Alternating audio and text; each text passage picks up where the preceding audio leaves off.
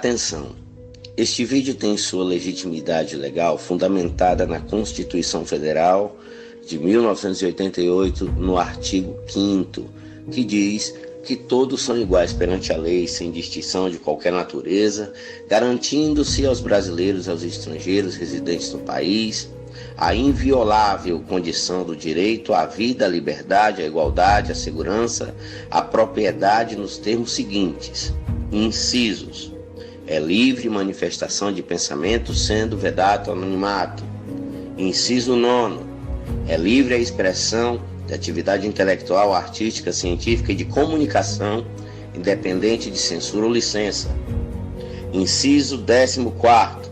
É assegurado a todos o acesso à informação e resguardado o sigilo da fonte, quando necessário, ao exercício profissional. Ressaltando que todas as informações aqui apresentadas são amplamente difundidas na imprensa italiana e estão totalmente disponíveis na internet para pesquisa pública.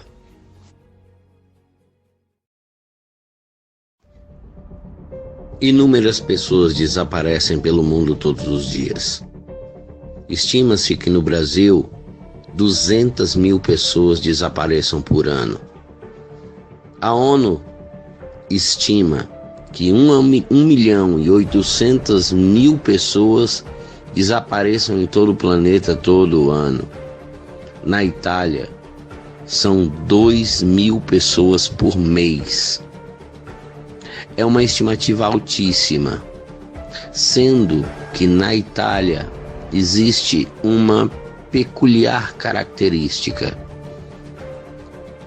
90% das pessoas que desaparecem na Itália são meninas, são jovens, moças, pré-adolescentes, entre os seus 12 e 16 anos. Esse é um dado emitido por um jornal italiano, Corriere della Sera, que vocês estão vendo aí. E o interessante é que teve um caso deste de desaparecimento que teve um desfecho simplesmente impressionante. Vejam só.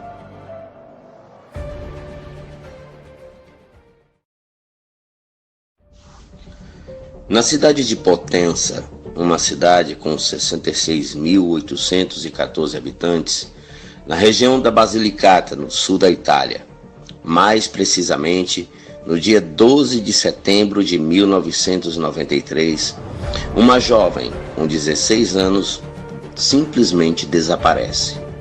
Seu nome era Elisa Claps. Foi vista pela última vez na porta de um templo católico, a Igreja della Santissima Trinità. Após a missa, em meio a tantas pessoas que saíam da reunião, a moça desapareceu.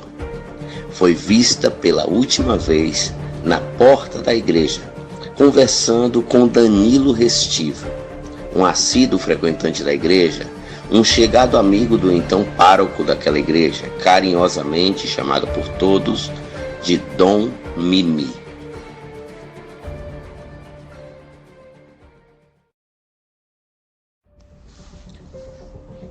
A família Claps enfrentou dias, semanas, meses e anos com o sofrimento da ausência de Elisa e com a sinistra e angustiante falta de respostas. Quando alguém que se ama morre, sofremos, choramos, mas existe algo incrivelmente pior: a aflição de simplesmente não saber se esse alguém morreu ou vive com algum sofrimento, enfim. A família Claps padeceu essa agonia por anos. Contudo, sabe-se que a verdade sempre vem à tona. Não importa quanto tempo passe, um dia a verdade triunfa sobre os sombrios ardis da maldade. No dia 17 de março de 2010, o corpo de Elisa Claps foi encontrado. Um misto de dor e alívio veio sobre a família Claps. Mas o que mais chamaria a atenção nessa terrível história seria o lugar onde o corpo de Elisa foi encontrado. Já em estado esquelético, O corpo de Elisa Claps foi encontrado no sótão da Igreja della Santissima Trinità, ou seja, do sótão da igreja onde tinha sido vista pela última vez. Durante 17 anos, aquele corpo esteve ali, e isto levanta uma série de questões.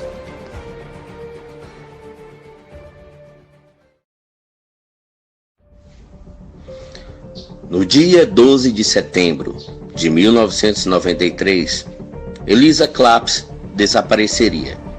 E no dia 17 de março de 2010, o corpo de Elisa seria acidentalmente encontrado por pedreiros que faziam um trabalho de manutenção na Igreja della Santissima Trinità de Potenza. Um fato muito importante nesta terrível história é que Danilo Restivo era um amigo muito próximo do pároco daquela igreja na época do desaparecimento de Elisa Claps. Esse padre, chamado Dom Missapia, foi posteriormente interrogado pelo Ministério Público de Potenza. O interrogatório está à disposição no site do jornal Il Quotidiano, cujo link está à disposição na descrição do vídeo. Na época, o padre tinha 70 anos de idade e morreria muito doente em março do ano de 2008, aos 88 anos de idade, 2 anos antes do encontro do cadáver de Elisa Claps, deixando um elemento muito curioso. Ao lado do corpo de Elisa foi encontrada uma carta escrita por Dom Mimi. Esta carta desapareceu misteriosamente. O que se sabe, através dos pedreiros que encontraram o corpo de Elisa, é que a carta estava fechada, escrita por Dom Mimi e endereçada à família Claps.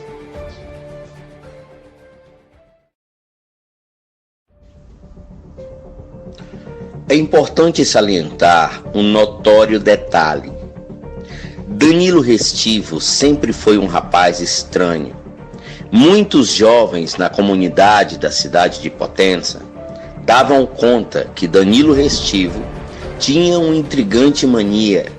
Andava com uma tesoura e repentinamente cortava tufos de cabelos de moças e mulheres desconhecidas e guardava como uma espécie de troféu, de lembrança, nas ruas, em filas de banco, e quando podia, Danilo Restivo sempre furtivamente cortava tufos de cabelo de mulher e os guardava para si.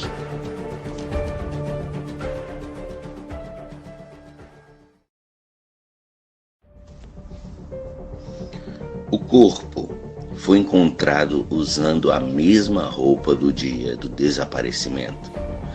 Próximo ao corpo estavam os óculos e objetos reconhecidos pela família como sendo pertencentes a Elisa Claps. Inclusive, um botão, uma abotoadora reconhecida como sendo de um hábito clerical, ou seja, pertencente à veste de um padre. Desde o princípio, as suspeitas recaíram sobre Danilo Restivo, por ter sido a última pessoa a ser vista na companhia de Elisa. Muitas pessoas disseram que naquele dia Danilo Restivo havia procurado por Elisa no intuito de ter um encontro com a jovem. Danilo Restivo demonstrava interesse sentimental por Elisa e Elisa sempre demonstrou desinteresse por Danilo. Sempre deixou claro sua posição de não querer nada com Danilo. De posse dos restos mortais de Elisa Claps, a polícia científica italiana fez uma minuciosa varredura em busca de pistas, tanto no corpo como no lugar onde havia sido encontrado o corpo da jovem Elisa. E foi encontrado um fio de cabelo que não pertencia à moça, mas que pertencia a Danilo Restivo. E foi encontrado também uma tesoura com um tufo de cabelo de Elisa, segundo análises, cortado na mesma época de seu desaparecimento.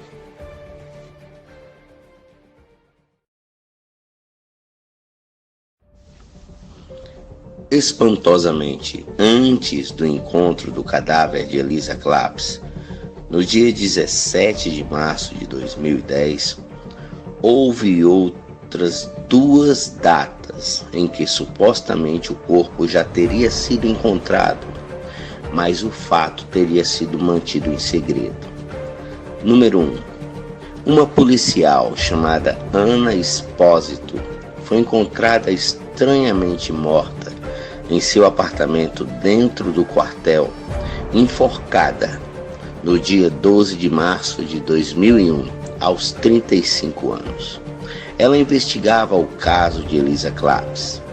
Poucos dias antes, a policial havia conversado com o irmão de Elisa, Gildo Claps. A polícia não acreditava na hipótese de suicídio de Ana Espósito, mas em assassinato. A policial havia comentado poucos dias antes de sua morte que acreditava fortemente que o corpo de Elisa estava dentro da igreja e que não havia pedido mandato de busca e apreensão por falta de indícios que sustentassem a sua teoria. Número 2. Alguns meses antes do corpo ser oficialmente encontrado, 2 faxineiras da igreja informaram ao então pároco sobre a presença de um corpo no sótão da igreja, na verdade de um esqueleto, e segundo estas faxineiras, o pároco havia feito pouco caso do que as faxineiras disseram.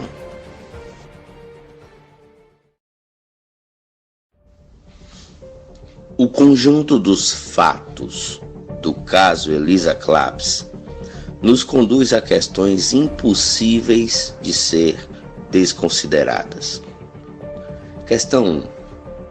Nestes 17 anos, ninguém nunca percebeu o odor de um corpo em decomposição no sótão da igreja? Questão 2. Como Danilo Restivo levou Elisa Claps até lá sem ser percebido, tendo em vista que ela não queria nenhuma proximidade com ele? Questão 3. Se Danilo Restivo é inocente, como alega ser, então como um fio de cabelo seu foi encontrado no corpo de Elisa? Questão 4. Tendo em vista que Danilo Restivo tinha essa mania de cortar tufos de cabelos de mulheres, então podemos atribuir a ele a responsabilidade pela tesoura e pelos cabelos cortados no corpo de Elisa Claps? Questão 5. Como uma abotoadura clerical foi parar no lugar onde foi encontrado o corpo, ou seja, na cena do crime? Questão 6. Quem guardou a carta de Dom Mimi Sábia? Questão 7.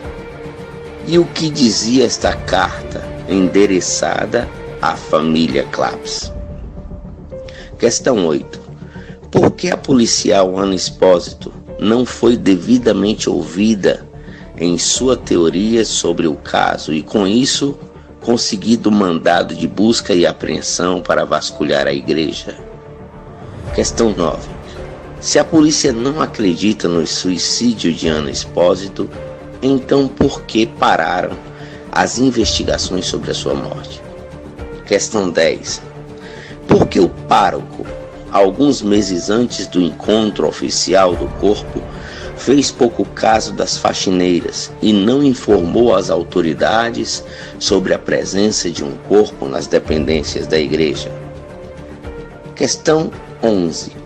Após o encontro do corpo de Elisa no sótão da igreja, ante o escândalo e a atmosfera de reprovação pública, a população da cidade de Potência enviou um documento público, um abaixo-assinado ao Vaticano, pedindo a desconsagração do templo ou o abandono ou ainda repúdio daquele templo por parte da Igreja Católica. E por que nem mesmo a resposta foi enviada à população? Sobre todas essas perguntas, faz-se necessário levantar uma importante questão. É realmente possível que a igreja nada soubesse sobre este caso?